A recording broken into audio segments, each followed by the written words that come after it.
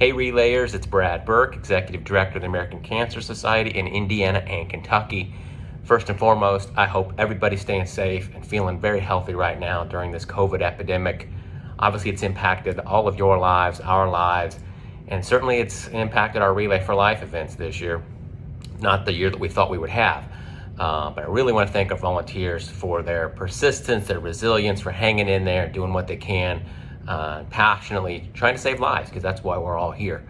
The American Cancer Society is 107 years old. We've been through a lot in the last 107 years, and we've survived a lot of things. In fact, I'm going to spend a little bit of time this morning talking about the American Cancer Society and all the amazing things we've done over the last century.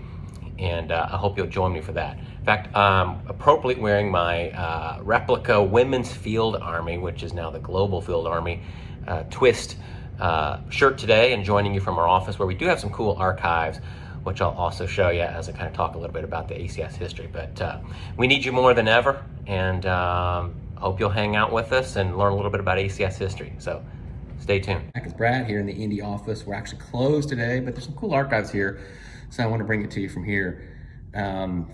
I would say this is where all the action happens, but that's not true at all. Actually, all the action happens out in our communities. That's where we're funding groundbreaking research. That's where we're working to get people prevention and early detection. That's where we're helping patients, and that's where we're advocating. So what you guys are doing, that's where all the action is. But this is the Indy office. A couple cool things. Take a look at this. I'll keep walking, but Hygeia is the Greek goddess of health. And that's an actual poster from the 20s from a poster contest when ACS was trying to figure out what our symbol should be. Ended up being the sword of hope, not Hygeia, but anyway, cool concept. I've been here 22 years. Most of you know that. I've been relaying a long time. In fact, I'm a current team captain at Southeast Indy, but I'm a rookie when it comes to Mike Smith. He's been here 40 years. He's kind of the unofficial historian of ACS, and he's got some great stuff in his office. So just, check out this space. Super awesome. I would love to be working in here. I think all the history, of course, I appreciate it as much as anybody, but really helps us keep perspective about where we've come from, who we are, what we've overcome, how much progress we've made. So I'm not going to dig through all this, man, but he's got some great stuff, and this is just some of it. There's way more. This is cool. That's the enlistment pin from the Women's Field Army that's duplicated on my shirt. That's kind of weird. Some matchbooks that had anti-cancer messaging, but probably a good time to hit someone up when they're getting ready to light up a cigarette. So anyway, I'll be right back. Okay, so the American Cancer Society is 107 years old.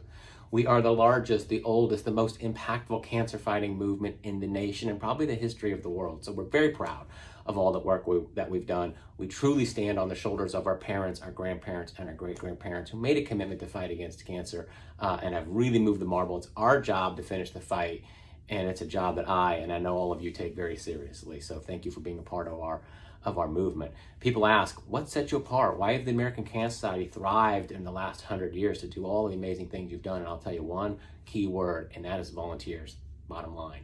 We were founded in 1913 as a volunteer organization by 10 physicians, and pretty quickly, obviously we were disrupted by World War I for 4 years, but coming into the 20s, ACS became truly a nationwide phenomenon in every state and in almost 3,500 communities across the country, led by women who became the Women's Field Army. Again, the shirt that I'm wearing today, it's kind of a twist on that, but 700,000 women at their peak were a member of the Women's Field Army, truly going door to door, neighbor to neighbor, talking about cancer and raising money. So that's very much in the DNA of our organization. I think very much in the DNA of Relay for Life. We're still all about, community-based, educating people, engaging people, and raising money at the local level.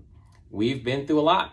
Obviously, World War II was in there. The Great Depression was in there. I've mentioned some of these things, the Vietnam War, Civil Rights Movement, the Cold War. We've survived it all. We've pivoted. We've often been innovative coming out of World War II. Again, we changed our focus to get really focused on science, because you can imagine all the science that had happened and labs and people who got creative during World War II, and how do you channel all that into cancer research? And so we started our cancer research program after World War II, and here we are, $5 billion later, 49 Nobel Prize winners, it has made a huge difference in the fight against cancer, and it's so much a part of what we do, and it needs to continue to be funded.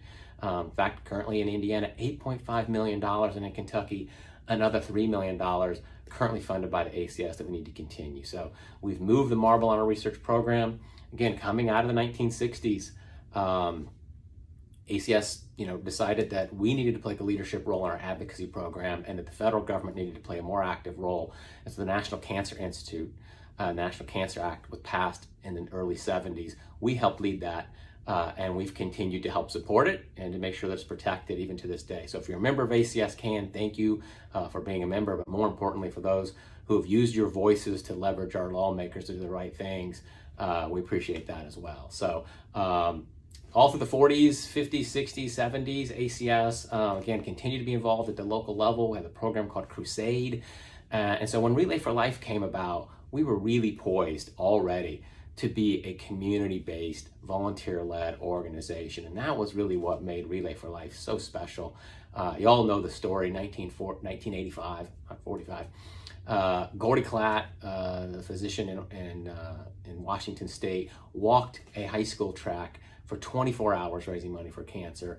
And boom, 5,000 events later, $5 billion later, the largest cancer fighting organization in the world is as we know it, Relay for Life. 30 different countries. And so it's been an amazing program. That's why you're here. It has evolved and changed over the years as well.